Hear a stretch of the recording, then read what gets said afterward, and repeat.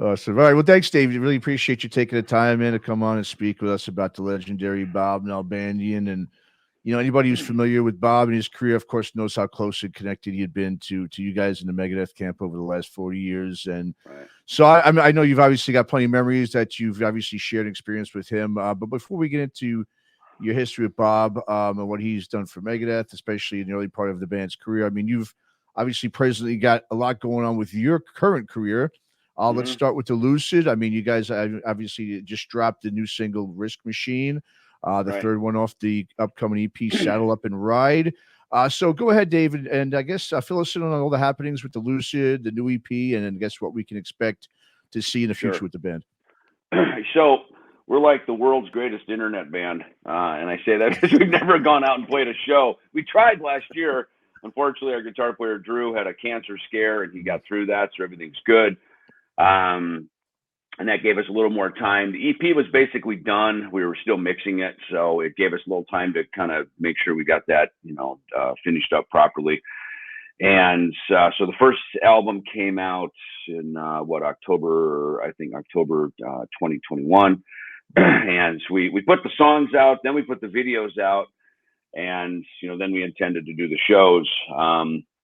Which had to be, pulled off the calendar for his health reasons. But everything's good. Drew's fine. And so he kind of works full time on this and, of course, making horror movies and other stuff that he does. So, it's funny with the Lucid. I told him, I said, man, I've got this Kings of Thrash stuff, teeing up here for the new year and, and the tour. And we got a live album that's coming out in Cleopatra here in March. So I said, look, if there's a window and it's basically December, it has to come out.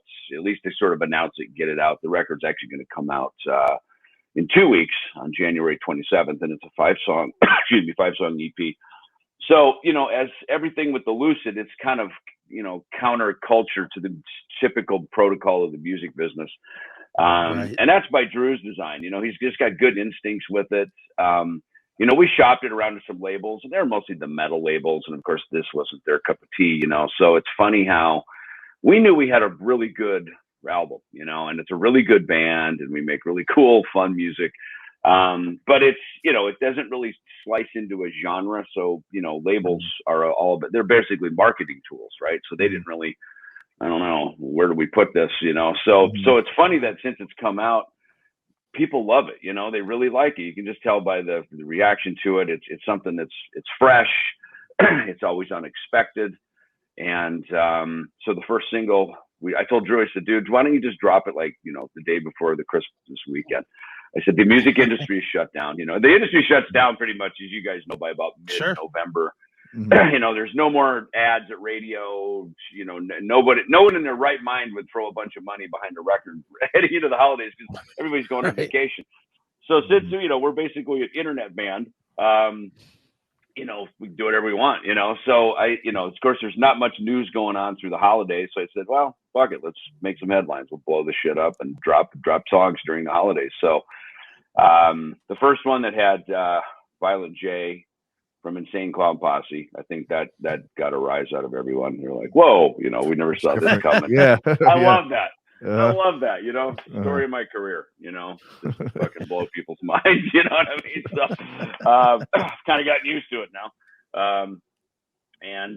So that's, I thought that was fun. And then, we decided right before New Year's, we would drop the second single, which was very cool because that song, we were kind of figuring out how to do it. I got on the phone with Drew and Mike Heller, our drummer, and I said, it needs this kind of, not Chili Peppers, but this kind of Incubus funk kind of thing, and after we agreed to it, I sat down with my bass and really came in here and just picked my bass up and started, getting my 80s, funk groove on and got to play bass in a very different way. Usually people hear me with a pick playing thrash metal and all that stuff, but I actually do know how to play bass in many other genres and many other styles. And so it's fun that in that band, I can do all that, we learned years ago, probably the Risk album being the perfect example.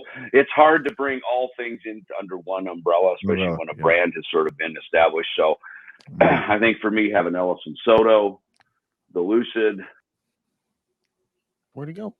record, Dieth record will be coming out. You know, I've kind of got the 4 pillars of my life that hold the roof up over me, you know. So so the Lucid, you know, it's got its corner, you know, and it's fun because we can kind of do whatever the hell we want with it. No, absolutely. Well, speaking, you know, the earlier part of Megadeth's career, as I said before, Kings of Thrash, featuring you and ex-Megadeth guitarist Jeff Young. You guys obviously are out going to be playing the albums "Killing Is My Business" and "Business Is Good," and "So Far So Good, So What" in its entirety, which is great, man. I know you're gearing up to hit the road next month for a long East Coast and Midwest run. So I guess talk about that tour and everything you got going on with Kings of Thrash.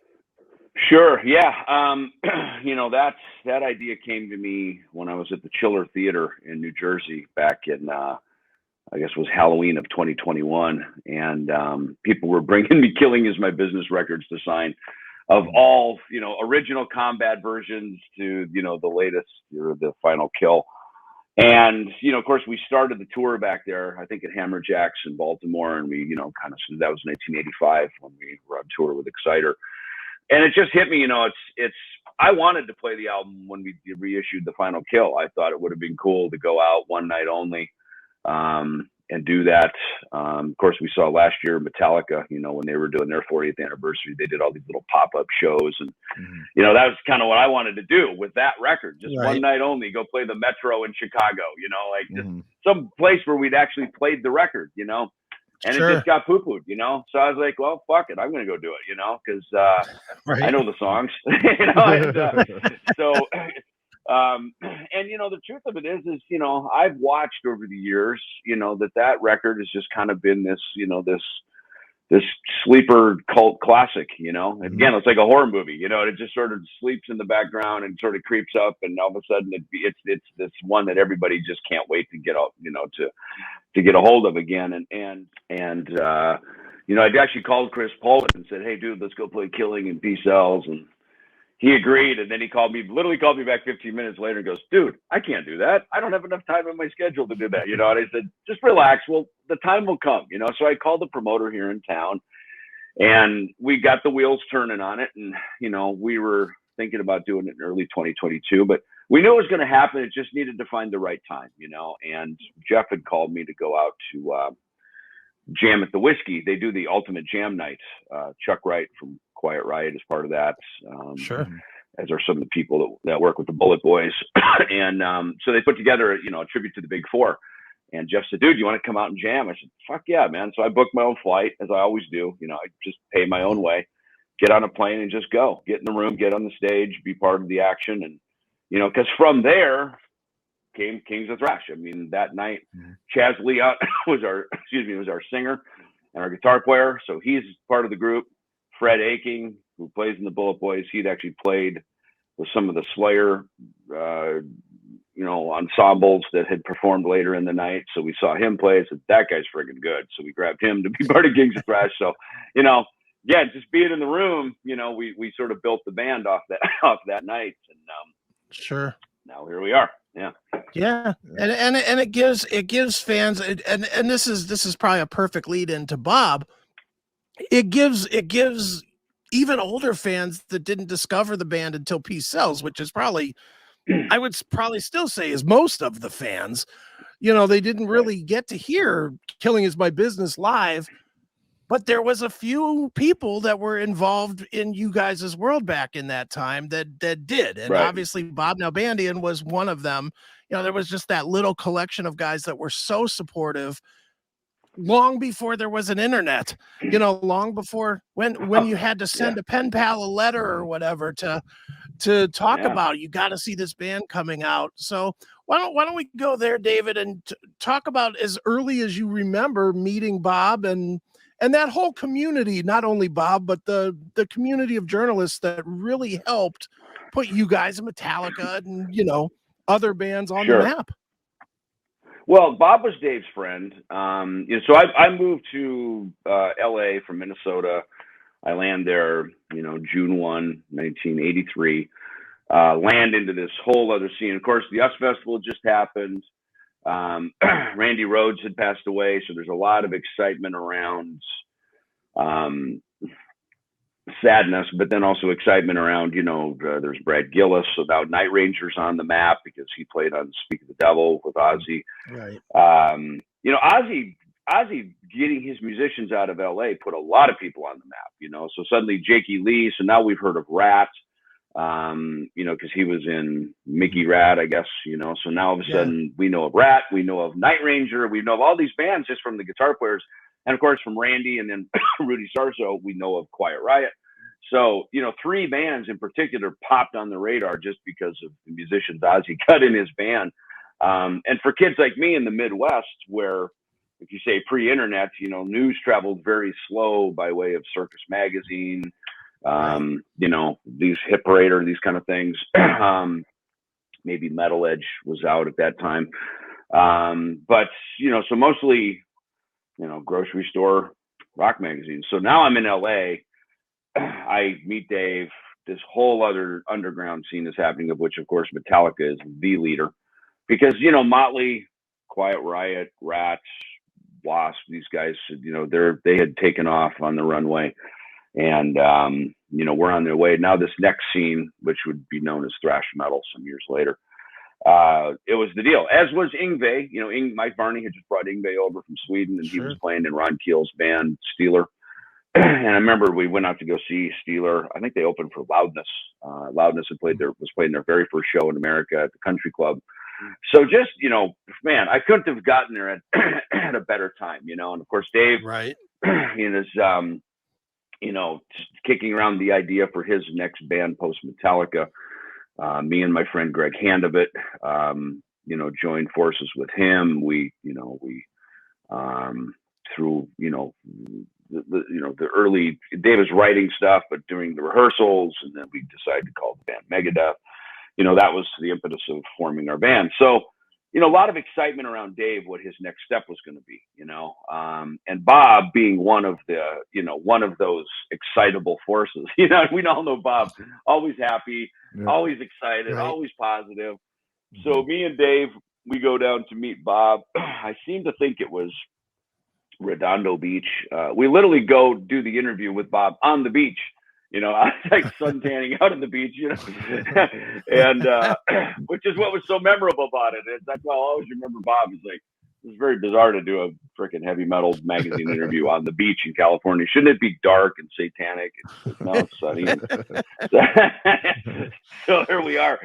And so Bob, of course, Bob in Southern Cal, Ron Quintana up in the Bay Area. Of course, there's the book. I have it here, Murder in the Front Row. Brian Liu. Cool. Brian, Dave actually had Brian kind of running our quote unquote fan club, meaning he oversaw a post office box where the letters would show up. And he'd send them down to us. Metal Maria, who of course has Adrenaline PR, so, big league publicist now. She was a big. Dave saw him play with Metallica out in the East Coast before they signed with Megaforce Records, like your T-shirt says. So all these people, East Coast, West Coast. Bernard Doe from Metal Forces was in the UK, and Lars, and I think because he was from Denmark, he understood the international connection that needed to happen.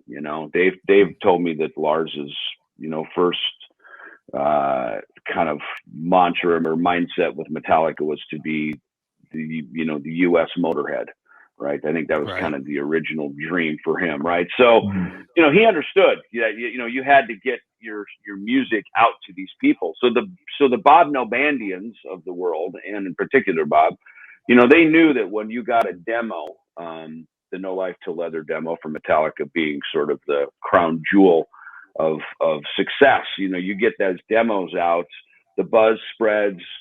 Today, if you did that, you're basically giving your songs away on the internet, right? You'll never get them back. But back in those days, you wanted people to spread the demo around because it's how Bob and Ron and Bernard Doe and all these guys, and Malcolm Dome, who was writing for Kerrang and various things, you wanted that buzz because that's what got the likes of Megaforce and Combat Records interested in your band. It was sort of early A&R PR, So we did the same thing. We had a 3-song demo of I think it was Love to Death, Mechanics and Skull Beneath the Skin, I think, if I'm Okay. correct. And so we had the same thing. We got a little play on KMET, which was the other.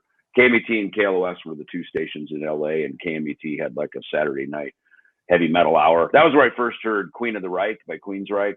Okay. You know, they would play Armored Saint, who were coming up the ranks, had just gotten signed, I guess, to Chrysalis. Warrior, Fighting for the Earth. You know, these were the things that were buzzing around in the underground. And of course, Megadeth, you know, being certainly one of the fastest, more ferocious ones. And a lot of excitement, of course, for Dave at, you know, post Metallica. So, you know, we got to start our band, you know, a few rungs up the ladder, you know, because Dave had already paid some of those dues with Metallica, you know, playing around the Southern Cal area. But, you know, we never played the Sunset Strip or any of that stuff. I mean, Dave not only did he not want to, because he knew he hated the whole pay to play thing, which I agree with. But so we had to play these like outlier punk rock theaters, you know, like the Balboa Theater and all these kind of, you know, these grungy punk rock theaters were like Black Flag and shit would play, you know, because that, and it was great because, you know, there's no chairs, you know, the thrashers could fucking mosh and, you know, stage dive. And, you know, it was, you know, the audience was part of the act. I mean, I think we were as entertained as they were. You know? Nice. Cool. Yeah. Well, so Dave, I mean, you know, one of the things about Bob, you know, is obviously everyone knows, like I say, he's very connected to the Megadeth camp. And one of the things I'm going to bring up just right here for a second is this was obviously he was put into the Rust in Peace book that came out a few years ago.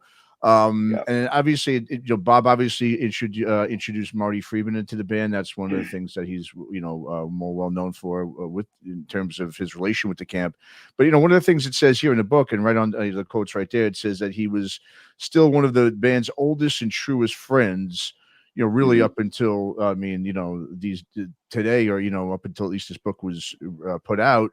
So what was it about, you know, Bob that really made, you know, that made him one of the quote unquote, you know, most truest friends of the band over the years? I mean, obviously you guys have worked and been connected with so many people, you know, being a Megadeth. What was it about Bob that stood out amongst everybody else, in your opinion? Well, you know, you liked Bob before, as soon as you saw him, you liked him because he had, just like there, he's got the big electric smile, walks in the room. He's happy. You know, the world could be falling apart. Everything could be going to hell in a handbasket. Bob walks in and suddenly everything's okay. You know what I mean? Because he was just that guy. He was eternally optimistic and happy. You know, I don't think the guy had a mean bone or an enemy anywhere. Everybody liked him. He was a fan of everything and everyone. I mean, a genuine fan, not a schmoozy guy so he could get backstage and drink your beer, you know, because there was plenty of those guys too.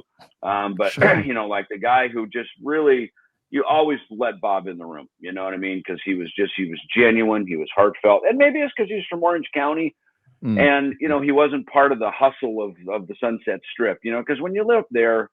And I had to learn how to do it too. You got to learn how to hustle and bullshit and get your way in the room. And you know what I mean? It's that thing. And I think Bob not being from that culture, but truly being, you know, a fan who, like all of us, bought your Iron Maiden records or whatever it is. You took them home, you listened to them on your stereo, and you just became a fan. I mean, he was that guy. And I think that's why everybody liked him. Of course, you know, Brian Slagle from Metal Blade Records, you know, he was another one of the guys, not a journalist, but a label guy.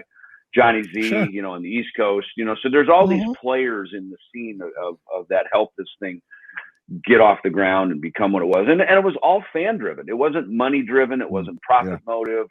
It was just for the love of the scene and to be part of something. And I think that's why when we did the Big Four, you know, back in, you know, 2010 and 2011, that's why it was even so special, is because this was a family reunion, not just of the four bands, but of everybody that was a part of it. You know, it was such a celebration. So, you know, I think with Bob, look, we interviewed him for the Nick Menza movie that will hopefully we'll get that out next year.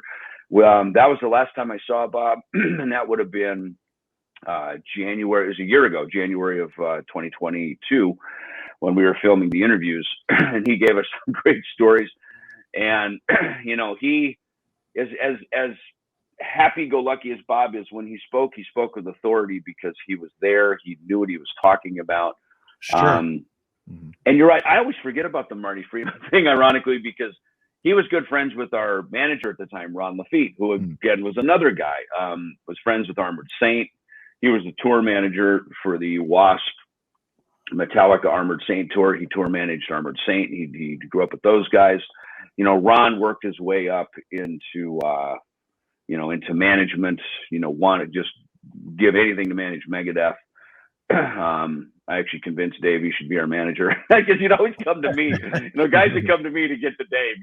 And so after a few hangs with Ron, I love Ron, and Ron was like Dave, or I mean like Bob, just one of the happy faces. You'd always let him in the room, and so Ron managed us from '89 through into the Euthanasia records. So our big years, and a lot of that success certainly goes to Ron. He knew how to captain the ship. So yeah, I guess he's the one who hit Ron and said, hey, can we give Marty an audition? So and then Ron got that over to me and Dave. And in fact, it was funny that when it happened, because we were actually up. Ron was part of Lippman and Kahane. And Rob Kahane, his big artist was George Michael at the top of his career, late 80s, right, 90s. sure. I think he managed him maybe through his whole career, but so that was the big thing. And the Lippman brothers, they managed producers. That's how Mike Klink got into produce Rest in Peace, because they managed Mike Klink. So Ron was in there. He worked in their office. He was, that was right across the street from Tower Records there. So we were cutting the demos for the Rest in Peace album in December of '89, and it was just me, Dave, and Nick Menza. We didn't have a good, just like So Far So Good So What, where it was me, Dave, and Chuck, and then we brought Jeff in to play some solos. He joined the band. Well, we hired Chris Poland to come in and play some solos, just if nothing as a placeholder. We knew he wasn't going to rejoin the band per se, but and then we went down on a break. We went a couple floors down to the Lippman and Kahane office, down to Ron's office. And we saw Dragon's Kiss and the Cacophony record sitting on Ron's desk. And I remember we picked him up and goes, so what's up with this guy? And Ron said, he goes, dude, I've been telling you guys, we should give this guy an audition. And me and Dave was just like, why not? We just tried 20 other guys. It didn't work. We got nothing to lose, because we knew we were going to be going to the studio in a couple of months to record the Rest in Peace record. So that's how it happened. And we knew of Marty because from Hawaii, because I remember Bailoff from Exodus, Dave is friends with those guys. So Bailoff and Exodus's manager, Adam, forgot his last name, but they came down when Dave and I first met. We were living on Sycamore, and Bailoff would come down, and I remember him just sitting over in the corner smoking bongs like a Buddha, and going, dude, this is friendly, man. This is friendly. And that was his thing, friendly, it was like, oh, this is friendly, and we're listening to Hawaii, Fit in the Pendulum and all this stuff. So so we knew of Marty. And I think the way Marty really won the audition is when he hired a guitar tech, Marty did it right. Marty was so broke, he didn't have a penny to his name, but he scrounged together a favor or enough money to have a guitar tech come in, set all his shit up, so when the Marty could walk in like a rock star, pick up his guitar and play. And and I think just his whole professional approach to it won him the gig as much as anything else. It's like, okay, this guy gets what this level is, like this isn't some garage band. Because when we did our first round of auditions with me and Dave and Nick Menza, guys would come in, and I remember one guy comes in and he literally plugs his guitar in, and he's got his shirt tucked in, his pants pulled up, and we're like, okay, this look is all wrong, right? White jeans. And we're like, you definitely didn't dress for the gig, right? So again, you kind of assess the guy when he's walking in the door. All right, is this guy even thinking like we do? And he stands there and he puts his hands on his hips. He goes, okay, so show me the songs. We're like, show you the songs? Like, you should know the songs. This is the audition. This isn't where we, you're supposed to blow our minds right now with how awesome you are, And we had another guy come in, and he was like doing his Richie Blackmore thing, swinging his chord at his guitar and doing all this, like, take it down a notch, dude. You're like way stepping out of your lane. So, I mean, we had all these kind of guys. So, to see Marty come in, and just do it right, look the part, played the part, knew the music as good as anybody could, not having been in the room when the music was written, because there's a lot of detail to the music. So, again, speaking back to Bob's instincts, he knew like, this is the guy, so, that's, so again, big kudos. We'll give that one to Bob for sure, Absolutely. Well, and over the course of the 40 years, Dave, the biggest thing, and we're hearing this from everybody, and I think Matt and I both echo it as well. As long as I've known Bob, which is a whole lot less than you have, same guy, never changed, totally. never changed in attitude and spirit. I mean, to his dying day, positive, didn't want people to worry about him. I told you, and the first thing you said to me was, what happened? Was he sick? He didn't want people to worry. He wasn't that guy. He didn't want credit for anything. All he wanted to do was be part of a scene and help it grow and just be cool with people. And I think that might be a good place for us to wrap this up with is, for you obviously knew Bob and have been friends with Bob for 40 years and have done his movies. He's obviously had huge influence on your career with Marty and just in general, his promotion of Megadeth and other stuff. So to wrap it up, why don't you give us kind of a summation of your 40-year history with Bob Nalbandian? Sure. Well, look, you texted me. I was with James Rivera. It was it was December 30th when James and I were doing a show in Houston, and I was literally sitting at dinner before the show, and your text shows up.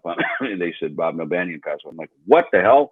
What happened? And because again, I saw him in January. We filmed his segment. We actually got in the car, drove down the street to Starbucks. We got caught up. We were bullshitting and just hanging out. He was so positive to me. He was like, man, he goes, you just keep going. Everything you're doing is just great, man. You're on point. Just keep at it. You're, everything that you're doing with the Lucid, the movie, and all this other stuff. So he was so encouraging to me in this next season of my life to just keep going, man. Just stay the course and genuine, not like trying to just, fluff me up, but like really genuine, like, dude, you're on it, keep going, So, and that to me was, real friendship, not just as as a former Megadeth guy, but just as me, Bob and David, so that's the genuineness that from him that he had. And, and then, I can't remember, Drew Fortier, when he was going through his cancer, he said that Bob had reached out to him. I guess had revealed to him that he was going through, his own, battle, at the time. And I guess he'd relocated up north to Northern California to be with his parents. Right. And then you kind of gave me the backstory as well, Chris, that day you texted me and I was like, God, I was trying to remember. I was like, did he even tell me this? I can't remember. Or maybe he just alluded like, I'm going to move back up north. He was very, again, like you said, and it wasn't that he was hiding anything. He just didn't want anybody to worry about him. He's like, just, don't worry about me. He was so selfless. And I think that probably sums up Bob. If there's one word, he was selfless. He never had any of this stuff so that he could take the spotlight on him. He never tried to step into our spotlight. He always knew his place. No, just to wrap up about Bob, he, I was saying if there's one word to describe him, it would be selfless. He never did any of this for any self-promotion. He wasn't like trying to pimp his YouTube numbers, trying to improve his, his position in the business. He was just completely selfless in everything that he did. He did it just out of the pure love and the passion. And, I think, for me, he was just such a supporter of me personally, and it wasn't, what I had to be in Megadeth or not, it wasn't that. It was just, he just told me, man, you keep going. Everything you're doing is on point. Just stay the course. You're doing great right now. But yeah, when he, I think when he, he never mentioned that I can remember anything about having cancer. You know, I think he just said he might be relocating back up to North to be with his parents, and he didn't. And it was because I think he really honestly didn't want anybody to worry about him. And you know, there's no shame. I don't think he was embarrassed or anything. He was just like, you just keep going, David. You do your thing, man, and just, you know, and don't worry about me. You know, I'm good over here. So I think that was so shocking about that when you know, I got the text from you, Chris, that he had passed. But you know, Bob, I think, you know, he lived a great life. He was a man of integrity. He finished strong. Everybody, I'm sure every one of these podcasts or comments that I ever saw online, everybody just loves the guy, you know, and what a great way to finish off your time on earth, you know, of leaving that kind of a legacy behind, of just being selfless and just always one to come and help and pitch in and just be part of the goodwill. Right. And the irony of irony, at least to me, no matter what level anybody's been at that has said something online about Bob, not a bad word. None. From fans to, you know, the highest heights of rock stars. Everybody has positive things, and that's rare these days. You know, that's very rare. No, exactly. I mean, you know, even for journalists, because journalists have usually shit talked somebody or given a 2-star review on some album. You know, they've done something. Right. You know, Bob just always shot straight. And you know, I always forget. You know, Bob would always call me to participate in his movies he was doing. He hired me to narrate several of his films, and you know, it was always just you know, he would just always think of me, you know, and it just randomly out of nowhere, some email or call would come from Bob. Hey, do you want to be part of this? Or we're filming this, and I'd always give him access to the shows and get him in, and you know, I remember filming stuff in parking lot of the arena in San Jose just so we could get the content, you know, and and just, you know, whatever it took, you know. Well, David, obviously you're busy, man, but we definitely appreciate you taking a little bit of time out to remember Bob, and you know, obviously good travels for you with Kings of Thrash, and you know, I'm sure Bob and his family and all his friends will appreciate that you took some time, man. Of course. Awesome. See you guys. Awesome. Thanks a lot, David.